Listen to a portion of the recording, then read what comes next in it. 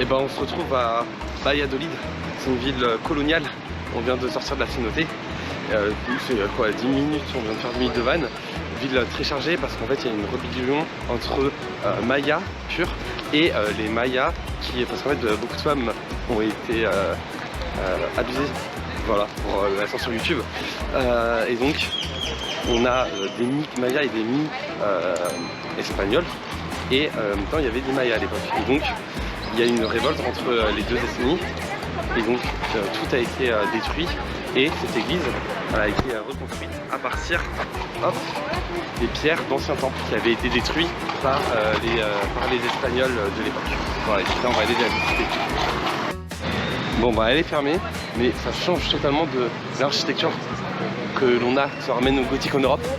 Enfin, on est un peu dans le ciel, mais c'est surtout la pierre utilisée qui est totalement différente, et même les motifs, ils sont quand même assez différents de ce qu'on peut voir chez nous en Europe.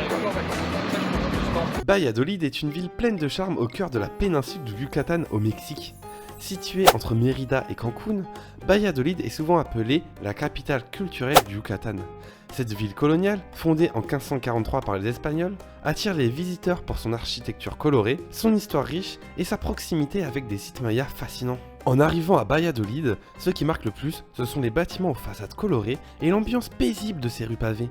Le centre-ville est dominé par la plaza principale, une place où les habitants se rassemblent pour se détendre à l'ombre des arbres. En face de la place se trouve la magnifique église de San Servaccio, un édifice baroque construit au XVIIe siècle qui témoigne de l'histoire coloniale de la ville. Valladolid est idéalement situé pour visiter des sites archéologiques majeurs, comme le site de Chichén Itzá, l'une des 7 merveilles du monde.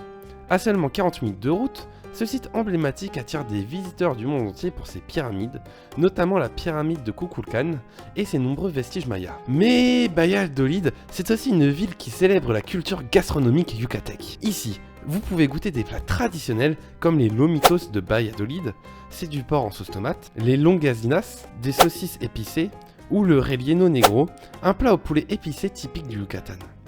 De nombreux restaurants locaux proposent ces plats dans des cadres authentiques, souvent accompagnés de musique traditionnelle.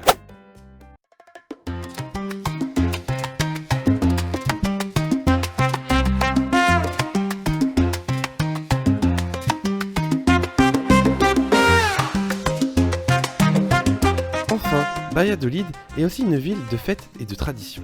La fête de la Candelaria, célébrée début février, est l'un des événements les plus importants de la ville, avec des processions, de la musique et des danses traditionnelles. Ces célébrations permettent de découvrir l'âme vibrante et la richesse culturelle de la Valladolid. En somme, Valladolid est bien plus qu'une simple étape touristique. C'est un lieu de rencontre entre le passé et le présent, entre la culture maya et l'héritage espagnol, offrant une expérience authentique, chaleureuse et inoubliable. Ce que j'adore dans cette ville, c'est vraiment les couleurs. Chaque bâtiment est coloré. Ce que je vois derrière moi, ça se voit sur le plan que je vous ai montré.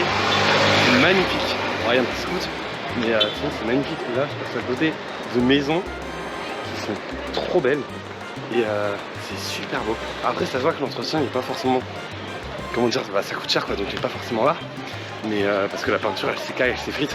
Ils n'ont pas les mêmes moyens, ils n'ont pas les mêmes revenus qu'ailleurs, donc après ça se comprend, mais en tout cas à voir, ça change totalement déjà d'autres endroits que j'ai pu voir au Mexique et totalement de la France, rien à dire, magnifique.